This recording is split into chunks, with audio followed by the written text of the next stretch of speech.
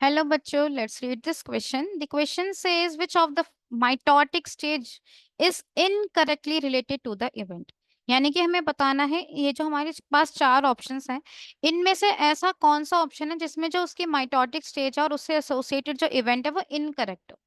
तो यहाँ पर इस क्वेश्चन में जो हमारा की कॉन्सेप्ट यूज होगा दैट इज कैरियोकाइनेसिस, या हम ये कह सकते हैं फेजेस ऑफ कैरियोकाइनेसिस।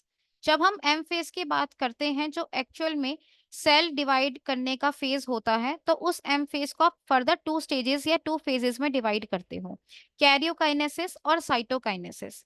यहाँ पर जो हमें यूज होगा दैट इज कैरियोकाइनेसिस। ये बेसिकली एक ऐसा फेज है जहाँ पे एक्चुअल में न्यूक्लियस का डिवीजन होता है, और न्यूक्लियस का डिवीजन होने को भी फर्दर आपने इस पूरे इवेंट को चार फर्दर स्टेजेस में डिवाइड कर रखा है, जिसमें सबसे पहले आता है हमारे पास प्रोफेज, उसके बाद हमारे पास आता है मेटाफेज,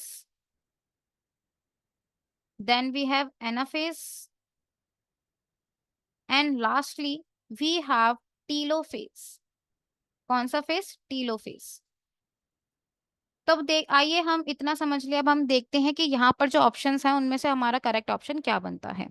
सबसे फर्स्ट ऑप्शन में हमें क्या दे रखा है? प्रोफेज दे रखी है और इवेंट दे रखा है mitotic spindle and microtubule start to assemble. Yes, ये ऑप्शन बिल्कुल ठीक है, क्योंकि जब हम प्रोफेज की बात करते हैं तो यहाँ पर स्टार्टिंग में बेसिकली क्या होता है, जो भी आपका क्रोमेटिन मटेरियल होता है उसका कंडेंसेशन होना शुरू हो जाता है। ठीक है, और इसी कंडेंसेशन के दौरान जो हमारे डीएनए के स्ट्रैंड्स होते हैं वो बिल्कुल अनटेंगल हो जाते हैं और वो कॉम्पैक्ट होकर बिल्कुल माइटोटिक क्रोमोसोम्स का फॉर्मेशन जो है वो कर लेते हैं। उसके बाद हम देखते हैं कि ये एक ऐसी स्टेज होती है जहाँ पे हमारे जो सेंट्रियोल्स हैं वो अपोजिट पोल्स की तरफ मूव करना शुरू कर देते हैं, और यहाँ पर माइटोटिक स्पिंडल और माइक्रोट्यूब्यूल्स की जो असेंबली है वो भी स्टार्ट हो जाती है, और इस दौरान जो हमारी सेल ऑर्गेनेलीज होती हैं वो भी डिसअपियर होने लग जाती हैं। जब हम मेटाफेज की बात करते हैं तो सेकंड हमें दे रखा है chromosomes are clearly observe. Yes, this option is also correct, क्योंकि मेटाफेज एक ऐसा फेज है जहां पे जो क्रोमोसोम्स है वो अपनी शॉर्टेस्ट और थिकेस्ट फॉर्म में आ जाते हैं।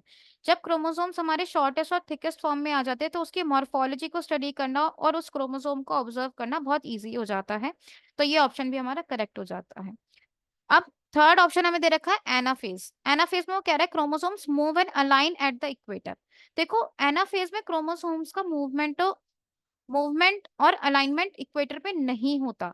इनफैक्ट जब हम एनाफेज की बात करते हैं तो एनाफेज में जो सेंट्रोमियर है उसकी स्प्लिटिंग होती है, जिसकी वजह से जो हमारे क्रोमैटिड्स हैं वो सेपरेट हो जाते हैं और अपोजिट पोल्स की तरफ मूव करना शुरू कर देते हैं। ठीक है, और लास्टली हमें दे रखा है टीलोफेज, जिसमें बोल रखा है nucleus and nuclear membrane reappear. Yes, ये भी इवेंट जो हमें दे रखा है वो बिल्कुल करेक्ट है। टीलोफेज एक ऐसा फेज है जहां पे जो हमारे क्रोमैटिड्स जो सेपरेट होकर अपोजिट पोल्स की तरफ मूव करने लगे थे वो अल्टीमेटली अपने पोल्स तक पहुंच जाते हैं, और वहां पर न्यूक्लियोलस न्यूक्लियर मेम्ब्रेन भी उनके अराउंड जो है वो रीअपियर करने लग जाती है। तो देखते हैं हमारे पास क्वेश्चन में क्या पूछा गया था कि हमें इनकरेक्ट स्टेटमेंट बतानी थी। तो देखो, फर्स्ट सेकंड और थर्ड स्टेटमेंट तो करेक्ट है। कौन सी स्टेटमेंट इनकरेक्ट है? थर्ड वाली। यानी कि जो हमारा यहाँ पर करेक्ट ऑप्शन बनेगा, यहाँ पर जो हमारा करेक्ट आंसर है that is option number C. जो हमारा थर्ड इवेंट है, जो हमारा थर्ड माइटोटिक स्टेज के साथ जो इवेंट दे रखा है वो क्या है? गलत दे रखा है, इनकरेक्ट है, इसीलिए हमारा करेक्ट ऑप्शन हो जाता है C. I hope you understood it well. Best of luck.